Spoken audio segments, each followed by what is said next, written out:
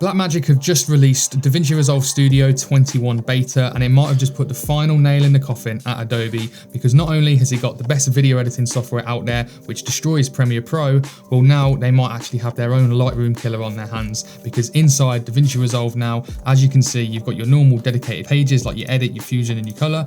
Well now you've got your own dedicated photo page to edit raw photos on, and the best part about it is that you can fully utilize the color page in DaVinci Resolve to edit all of your photos. So let's jump in here, give it a little test out and see what it's all about. So the first thing that you can do on here is when you import them, you drag them down to create an album, and this is where you can go through, and as you can see here, it says good take, bad take, you can 5-star them. So this is where you can actually categorize each photo. On the right here, you've got the raw section. So you've got temperature, you've got your tints here, you've got the exposure, sharpness, everything that you need really that's similar to Lightroom, but I'm not going to touch any of that anyway, because like I said, you can use the color page to edit all of your photos inside DaVinci Resolve. Lightroom has been going for absolute years. This has been out for literally not even 24 hours yet, and it is in the beta. So it is going to probably be quite janky and missing a few features, but I think I'm going to be able to live with that if it means saving myself £15 a month to not have Lightroom and Photoshop anymore. Don't get me wrong, I do like Lightroom, but I hate Adobe's monthly subscription. If DaVinci Resolve can really solve that problem,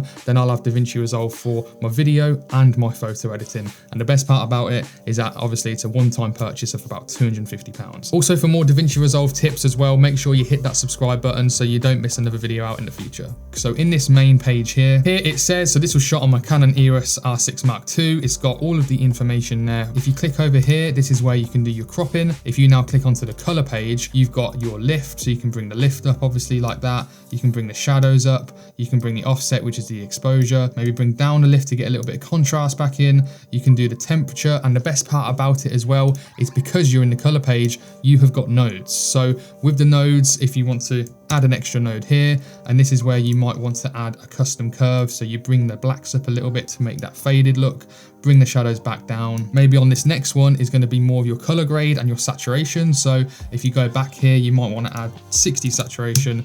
You've got your 60 saturation, maybe you want to color boost it by 5, and then this is where you can actually color grade it, maybe add some blue into the shadows, and then you actually really want to bring out that orange sky, so you add some orange into the highlights. If you don't know what nodes are and you're coming from not DaVinci Resolve, so instead of editing everything on one node, and you can't really see what that change has done, because when you turn that off, everything turns off and it goes back to the raw photo. Well, if you have node 1 as your exposure, node 2 as your curve, node 3 as your color grade and like your saturation, well, if you want to see what just that node is doing, like the saturation for example, you can turn off that node, and that is only going to be the color grade that you're seeing. The exposure is still going to be there, so this is going to be game changing in my opinion for photo editing. If you come up here to photo album, this is where you can pick through all your different photos, and again, if you want to do a copy and paster, you just click on that, you right click it, you apply the grade, and now obviously the edits that we just made for that first one has been put onto this second one. If we go over here, let's do another grade, so you add a few nodes. This first one can be the exposure, maybe bring down the lift, add a little bit of contrast, bring up the midtones,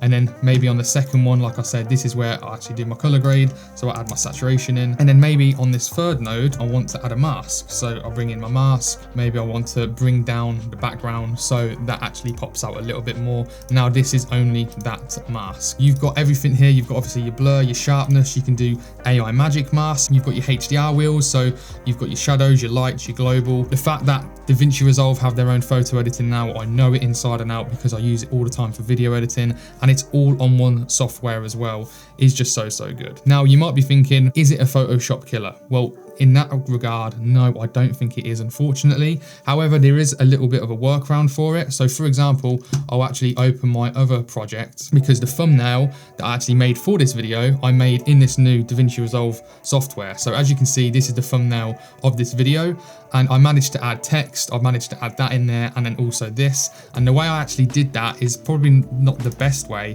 but I've done it in the edit page. So what I've done, I edited the photo in the color page, and then all I did was bring it into the edit page, and I added the text effects through effects, and then I brought in my DaVinci Resolve photos from here and just stacked them on top of each other. Now it's not the perfect way to do it. You're obviously missing a few features that Photoshop have, like generative AI and stuff like that, which isn't ideal, but all you have to do is set an in and out point here, and then you go over to your export button, and then you can change it from, obviously normally it says QuickTime video on MP4, and then I just change it to a JPEG, and then I export it that way, and then it exports that one frame as a JPEG, and then there's my thumbnail done. I think this is one of the biggest updates that DaVinci Resolve has ever made because of this new photo edit page. I think it's absolutely game changing. I think it's so good. Like I said, it gets me so excited. What do you guys think? Is this a Lightroom killer? Is Adobe officially cooked now? Leave your thoughts in the comments below. If you enjoyed this video, hit that like and subscribe, and I'll see you on the next one.